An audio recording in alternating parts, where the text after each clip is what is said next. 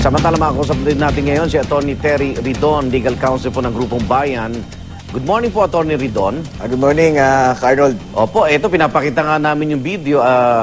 Yung pagsikla po ng gulo no, sa pagitan ng pulis militante, yun nga ho, nagpilit yata mag-iba ng direksyon, no? Yung ilang grupo lang ho, at doon na sumiklab yung paluan at anong reaksyon nyo rito? At sabi ko nga kanina, medyo malaki-laki rin sa hani ng militante mga nasugatan, attorney. Una sa lahat, kailangan ipaliwanag natin na merong right to proceed yung mga aktivista mula doon sa pinanggagalingan nilang grupuhan. Kasi sa aktual talagang, sinasabi namin, isang illegal blockade yung ginawa ng kapulisan mula noong umpisa pa lang. Ibig sabihin, mula noong umaga, merong right to proceed yung mga aktivista at yung bagong alyansa mga kabayan mula sa Commonwealth Avenue papuntang Batasan Pambansa. Kasi talagang deemed approved yung permit ng City Hall dahil hindi nila inaksyonan ito within 2 days under BP 880. No?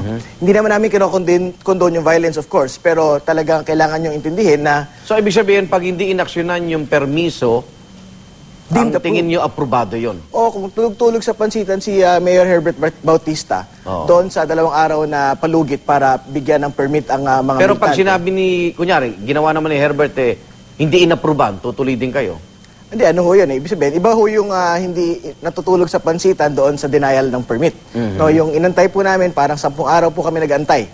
Doon po sa either i-grant o i-deny yung permit po ng mga militante, pero hindi po ito inaksyon ng Quezon City. So as far as we're concerned, it is an illegal blockade. We have the right to proceed from Commonwealth Avenue up until Batasan Pambansa, which is the site of the protest under the application. Okay. Attorney, hindi ho ba kasama yung bayan sa dialogue between PNP tsaka yung ilang pong magrarally? Dahil meron hong parang napagkasundoan ho yatang lugar kung saan lang mag-a-assemble? Hindi, wala hong napagkasundoan na lugar kung saan mag-a-assemble. Ibig sabihin, kaya nga ho kami talagang hindi pumunta doon sa ipinipilit po ng Philippine National Police na dialogue 1 week ago. Kasi ang tingin po namin, we have all the right to proceed from Commonwealth Avenue up until the front of the Batasan Pambansa because it is a deemed granted permit under BP 880. Eto, yan, yung ganyan. Anong reaksyon niya, attorney? Yan no, talagang kami, hindi naman talaga namin yung kinokondo, no? Pero ibig sabihin, talagang kailangan nyo maintindihan na matindi po talaga yung bakbakan ng mula ng umaga. Kasi talaga, as far as we're concerned, the militants had all the right to proceed from Batasan Pambansa up until Commonwealth Avenue. Ang sinasabi naman namin, kami naman ho ni Canato Reyes, talagang habang nagaganap na ho yung scuffle po na yan, kami dalawa ho yung talaga nagpunta dyan mismo, doon sa scaffold para talagang hatakin pabalik yung mga kasama po namin yan. Okay, yung pagbitbit daw ho ng mga bata na obserbahan din ng ilan, ano? Tama ho ba to o...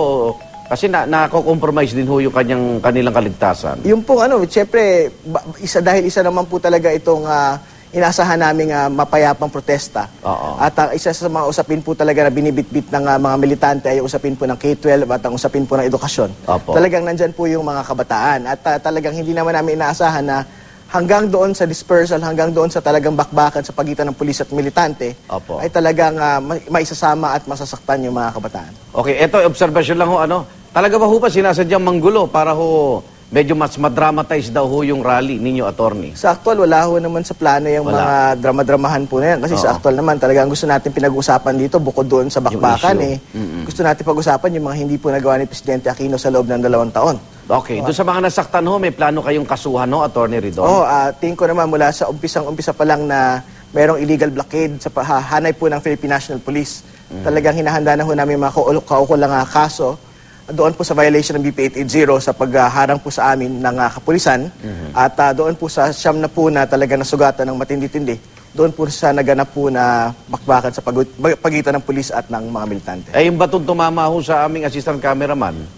Hindi na ho namin, pero... Hindi nyo inaangkin na galing ho sa hanay ninyo? Kasi nagbatuhan naman from both sides, pero ang talaga naman kailangan natin ipabot, of course, talagang wala naman may gusto na ang mga kasama ho natin sa media na talaga naman pong masugid pong nagbabantay. At talagang, to a certain extent, nagbibigay din ho ng proteksyon para hindi ho magkasakitan from both sides ay talagang natamaan po. Okay, maraming salamat, Atty. Terry Ridon, Legal Counsel po ng Grupong Bayan. Okay, maraming salamat.